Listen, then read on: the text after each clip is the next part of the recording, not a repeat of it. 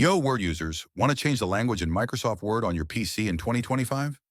This 2-minute guide's super easy. Smash that like button and subscribe. Let's roll.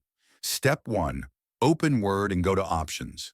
Launch Word on your PC, click File in the top left corner, then scroll down and click Options at the bottom. Step 2.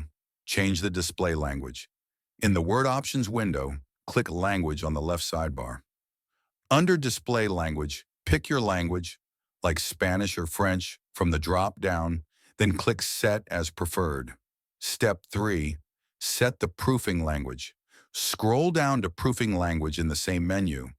Click Add a Language, choose your preferred one, and set it as default for spellcheck. Step 4. Apply the changes. Hit OK to save. You might need to restart Word, but boom! Your Word is now in your new language. That's it, you're a Word pro. Like, subscribe and drop your favorite Word feature in the comments. Peace out and keep creating.